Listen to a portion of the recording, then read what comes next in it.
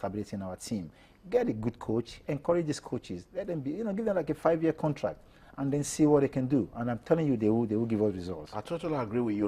Before I let you go, let's talk about the foundation of football for any country, the league. Right. Very important. We need to fix the league with what we're seeing. It's obvious that the quality is there. Right. Back in the day, I mean, when you guys were playing, the league was everything you had. Of course, it was everything. If you don't get to the stadium on time, you won't get a seat. I mean, for me, I think the league so far, they're doing very well. They're actually, bringing in a lot of those things that used to happen in the past.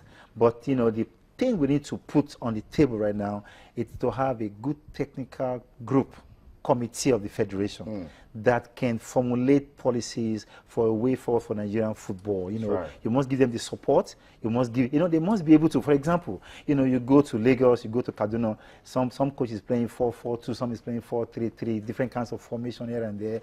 But it will not help our situation. We must go back to a drawing board and say, listen, Nigeria is used to playing wing football. We have wing players. So if we're used to that, a lot of these coaches all over Nigeria will play the same style. So when they come back to the national team, it becomes easy for them to blend in.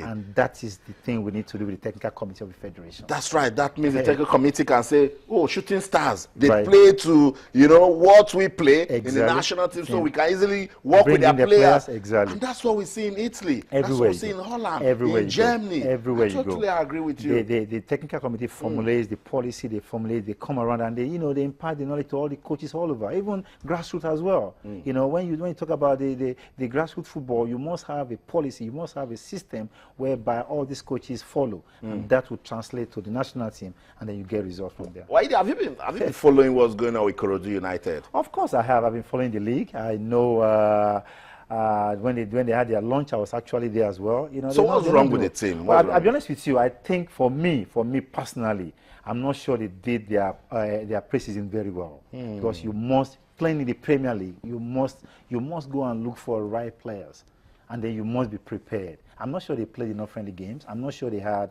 a lot of players that wants to come and play in Lagos.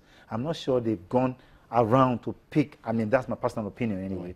I saw them play 1 or 2 games. I wasn't very convinced that they've actually prepared for the season. But they things can change. I mean, windows will be open for them to get new players, and if they can do that, I believe they will come off the league. I believe so. And for another newly promoted side, a Lagos team also, MFM Football Club, they've lost just 2 games out of 7. They're second on the log. I'm sure they have surprised you. Well, MFM reminds me of Leicester City. Oh my goodness! You bring that up again. You cannot pinpoint a superstar amongst them. Of course, I've also watched them play, and like I said earlier, I think they had more pre-season preparations. I remember, you see them playing against Enyimba, playing against Kano players here in Lagos before the season started. That Ikorodu United didn't do. I mean, that's probably why they're not doing very well now. But MFM is surprised a lot of people. Like I said, they play together. They've got, not star players, but they play. Once your team plays together, you're bound to have the results. And that's what MFM is getting right now. So, Waide, let's go back to the team. You made a very important point when you said the technical committee should start working with the league so that we can coaches all over the country. So they should be empowered. Once they empower them, they sit together, the best brains we have. That's what technical committee is all about. That's right. Bringing the best coaches in Nigeria, and then they say, hey, this is what we're going to do. This is what we're setting for Nigerian football. And by law, by rule of federation, you must follow that. So they come to Lagos, get into seminars, teach all the coaches the same way they go to Kano. The same thing, go to Kaduna. Trust me, within a year or 2, Nigeria will be one of the best countries when it comes to football in the world. You played for the Super Eagles from 1988 to 1992. Actually, from 86. 86. Yes. Let's compare football then and what it is now. What was our style back in the day? Well, we had a wing play style in those days, because I remember, Wale Odegba, me, what's his name, Finidi George. A lot of these guys played from the wing. It was actually 4-3-3 formation that Nigeria plays in those days. Easy way for you to score goals. You have a top striker that always get the ball. Even as far as Rashidi Yakini's period, the days, they have people that can cross the ball properly. Amonike, people playing from the wings. It was basically 4-3-3, and of course, with a little bit of commitment, within the players. You can go out there, putting on the green, white, green jerseys. You guys fight. You want to go there. You start fighting to get the jerseys on. Training sessions, you must fight for it. You don't just bring in a player and then thinking, he's going to get the jersey. No. People are fighting you training sessions. People are working hard. You must be committed. And when you get the go-ahead to play on that day, you want to retain that slot as well. So you must go. You must perform every day. Anytime you wear the green, white, green, you must perform. And those are the things that's different from then and then now. Of course, things have also changed now.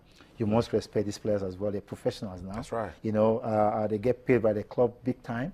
So they must protect themselves. That's the way you switch distraction. Right. And the way you're coming to the country, say, why should I come out? They must protect themselves, exactly. So that does not mean they're not committed. It's also a way that being a professional, you must know what you need to do to get yourself ready. You don't want to come play for Nigeria and get your leg broken. Because when it's showtime, you must impress. You must impress. I feel like keeping you here forever, but let's go to Twitter. I'll take 2 more comments and I'll let you go. No Chidozie Ebe says, if Amunike and Siasia are so good as he says, as you are, then wisdom suggests they should work independently as opinions might differ.